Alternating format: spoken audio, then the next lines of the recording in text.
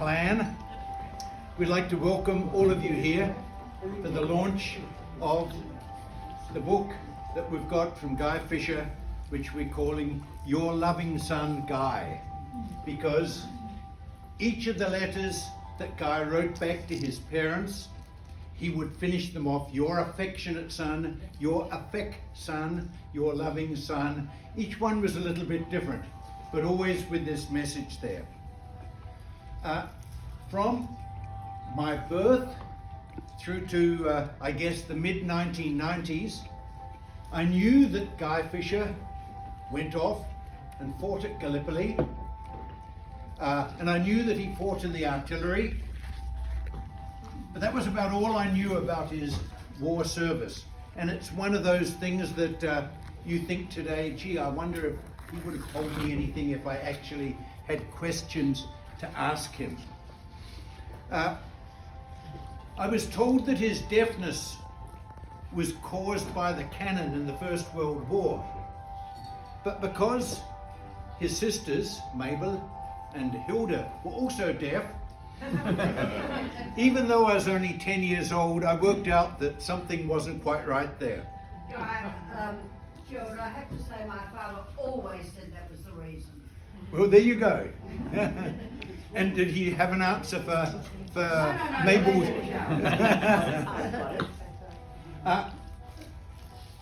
Then in the 1990s, Bruce Gordon wrote an article which was called A Bloody End to Adelaide's Best.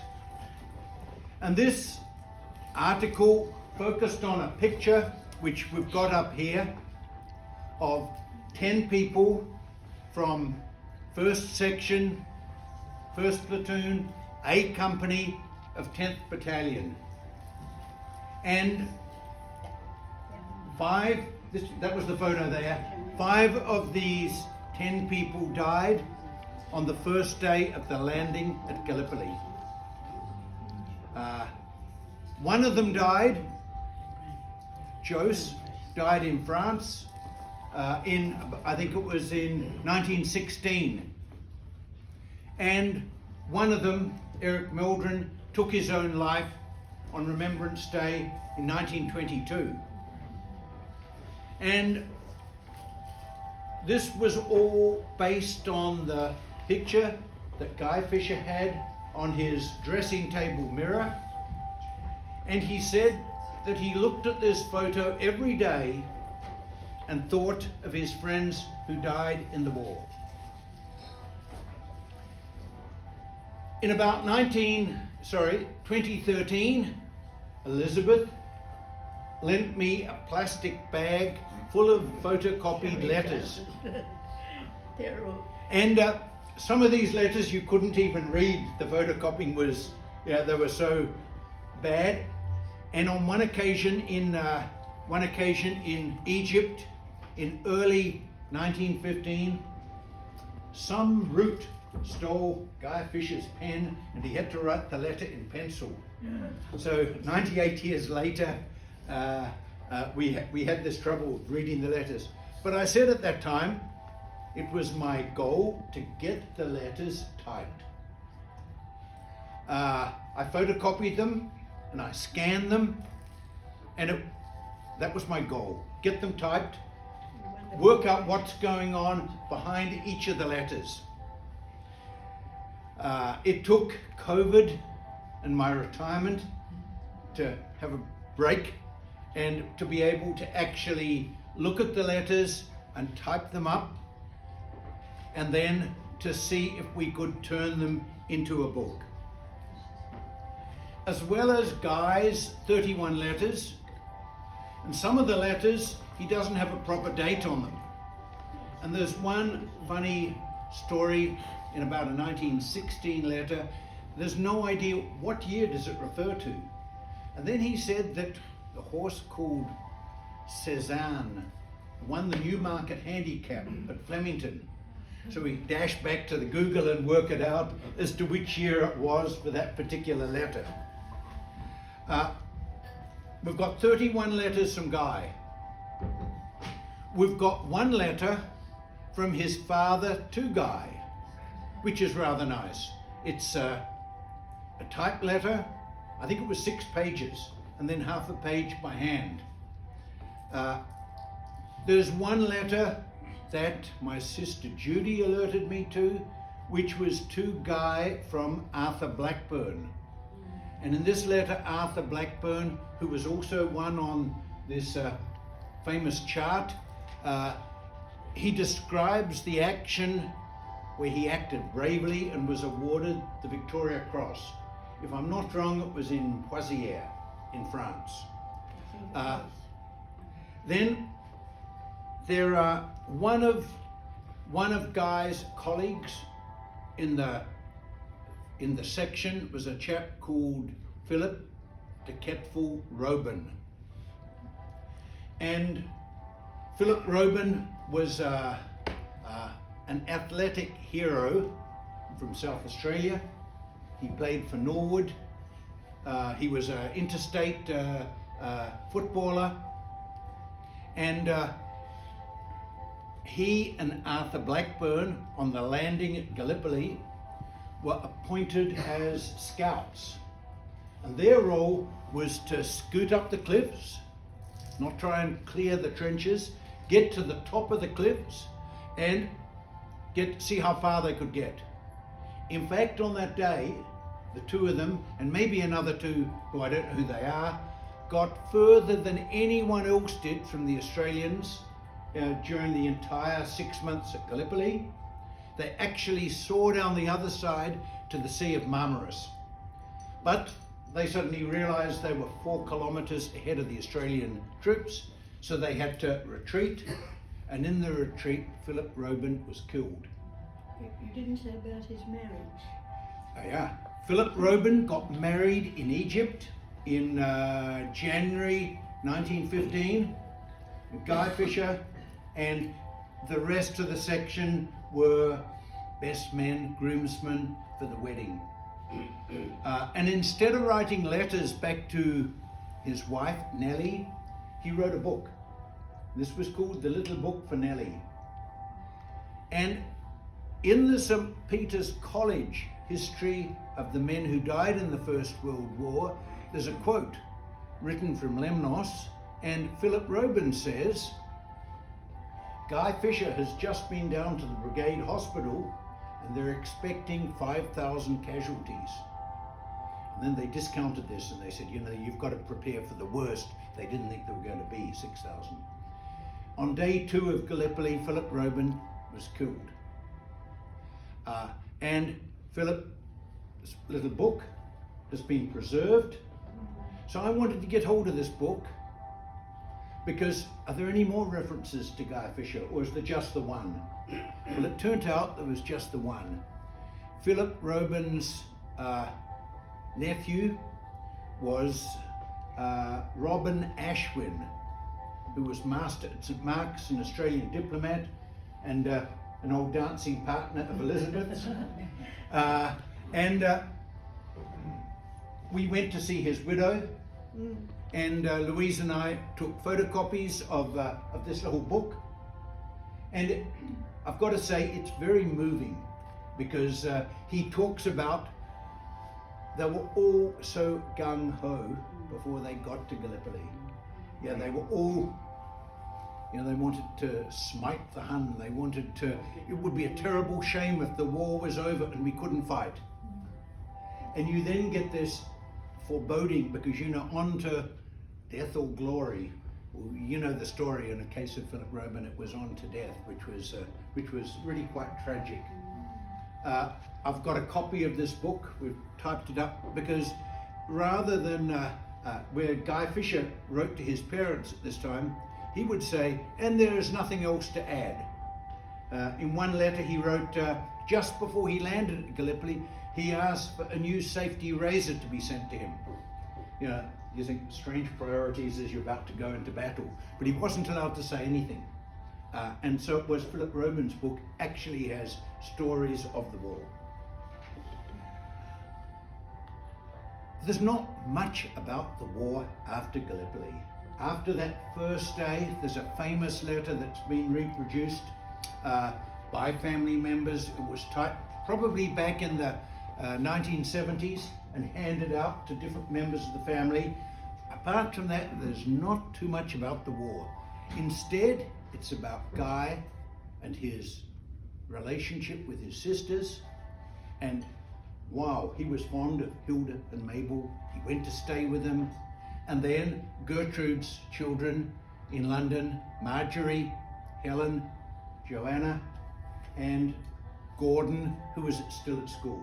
There's a nice story of Gordon wearing a bowler hat, which a 15-year-old boy wearing a bowler hat today sounds a bit fancy dress, but I guess it was a long while ago. But this interconnectedness between the family, particularly in London, for month after month is really very moving, and it's far more a family story than it is a war story. I don't want to repeat too much from the book, but it's worth bringing up a couple of points that I found interesting. The first one, the mobility during the war staggered me. At the start of the war, Frank and Ella, Guy's parents, were in London. They then separately returned to Australia through the Suez Canal. Frank met Guy in Gallipoli in Egypt in February. And just after Guy was wounded on day one at Gallipoli, he was back in Egypt recuperating. He met his mother. Like he went by, I don't know, horse and cart down to the Suez Canal, met the ship, caught up with his mother. Later in the war, Hilda was in UK at this stage. She left, maybe to go back to Australia, maybe to go straight to India. I'm not too sure. Frank and Ella went to India 2 or 3 times during the war. There's some thought they might have even gone back to London again. Now, in my mind, I was thinking U-boats and bombings and all of this sort of thing. It didn't seem to worry them. They just kept on traveling. The close friendships of the family were very touching. His sisters, his cousins, and another 20 or 30 people who were close friends of his come across again and again in the letters. You then get the loss of his friends and what that did to him. I see Alice over here. Maybe she can tell us what does it do to someone when 5 of your best friends get killed on one day? What does it do when other people continue? He sort of, it bears down on him. There's no question. It bears down on him, and I get the feeling that this gung-ho-ness totally left, and he became interested in helping the widows, the families of soldiers who were serving. And you look at what he did in the Second World War, and you look what he did between the wars, and you get the feeling of someone who's past thinking about fighting and being a good general, but instead he's focusing on helping other people so they don't have to suffer like he did. What are Guy's interests? What does he write about? Tennis.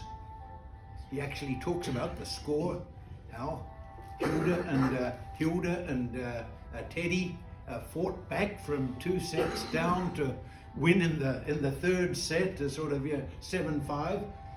He goes into this sort of thing quite a bit. Theatre. I'd never really thought of him, but he was always going to the theatre. It was a favourite pastime of his through these letters. Horse racing. Horse racing in India, in England, in Australia. He ticks his dad off because he didn't send him the horse results from Adelaide. There are clear references to a rather privileged life. The Bank of Adelaide, go to the bank.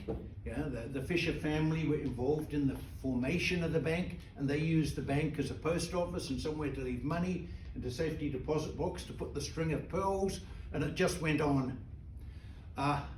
Should he sign up for the Adelaide Club this year or next year? You get this feeling. He was grateful when his father offered to pay his Geelong Grammar old boys subscriptions, lifetime subscription. You know, to an extent you say strange things to be talking about in the middle of the war, but that's what's in the letters.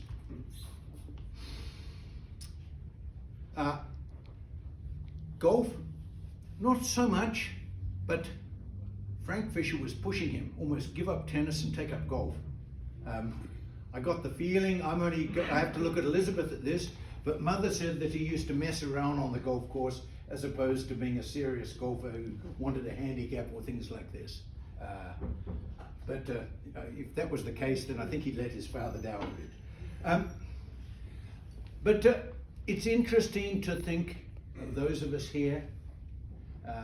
So many people still like tennis, still like gardening. The Fisher interest in gardening was very strong. It's interesting how many people are interested in golf who are here today, because that again was something that was a family interest, and you then say it's been a family interest that's continued now for more than 100 years. So once again, thank you very much for coming along here today. Let me just give you a couple of small things. We've got books for sale outside. There's a family tree that fits in the front of the book. I didn't want to put it in the book because these days people get a little sensitive. It doesn't go the whole way down to the people in this room, except Elizabeth. But it gives you the broad picture of the family tree. In order to work out who we invite here tonight, I've gone through and I've got details from many members of the family. So if anyone's got any particular questions, get in touch with me. If it comes to the books, you can buy the books with cash, you can do an electronic fund transfer. It's up to you to work out what you do there. We've got here a very nice detailed picture of 1907, and this is a picture, we think, of the golden wedding anniversary of Joseph Fisher and Anne. And it's very high res.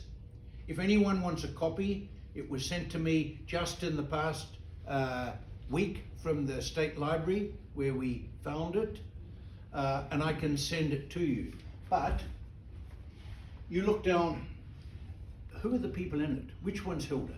What did Hilda look like as a 12-year-old? I don't know. I've got what I think the situation is on this one. I've written the names here.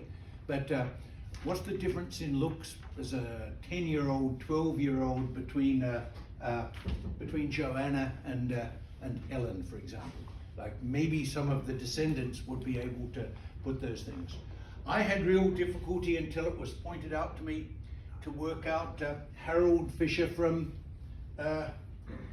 William Kilross. I didn't know the difference between them. They're both men with bald head and big moustaches. But you know, yes, I've got that bit sorted out. But have a look at that, and maybe some of you can clarify. Because you think about it, if we don't clarify it in the next 5 years, it'll probably never be clarified, will it?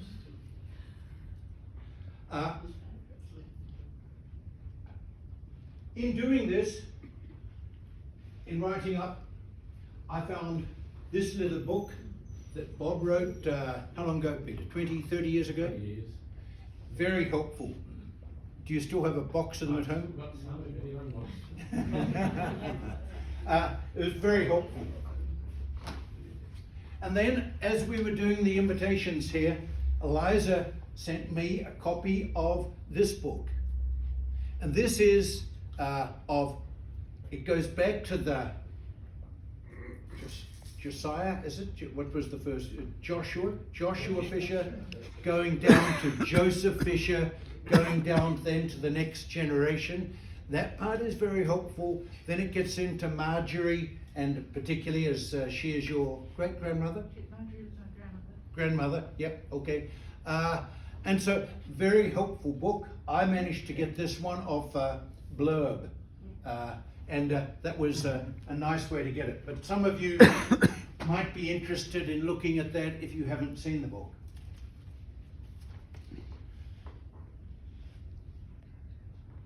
I'd like to thank members of my family who were helpful in putting this together and to do the editing. Susie, thank you very much. Judy was very helpful as well. Amanda, thank you very much for your editing. And Amanda also helped me go past that into putting the photos in and working out how to use Blurb. I would go mad, maybe not at her, but at the computer, when all of a sudden the words started going backwards with as backspace was permanently on, and everything I'd written was disappearing in front of my eyes. And Elizabeth, it's been great fun to come up with you.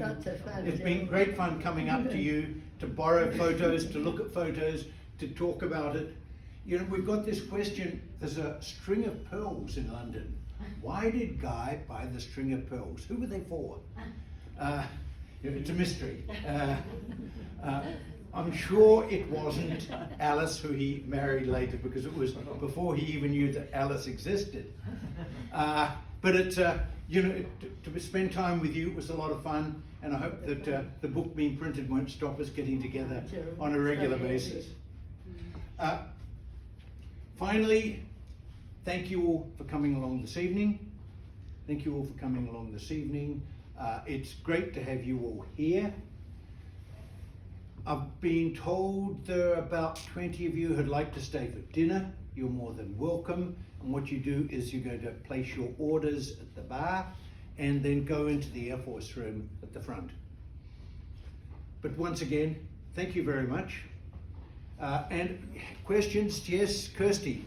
Before we all dissipate into other rooms, I was wondering, would it be possible to have all of the Fisher family descendants over there, and maybe someone like Anthony taking a photo of us all together? I'm sure I that's just possible, think we Kirsty. might not have an opportunity to get another family photo again, so it might be a good idea to have. No. Anthony can take a photo of everyone, it's fine. Rob sent me a copy of this sheet, which was made up in, when you reckon? It's off the date. 1977. over here. And so what Kirsty is proposing could be the next stage of something like this. Yes. But thank you very much for coming along and joining us this evening.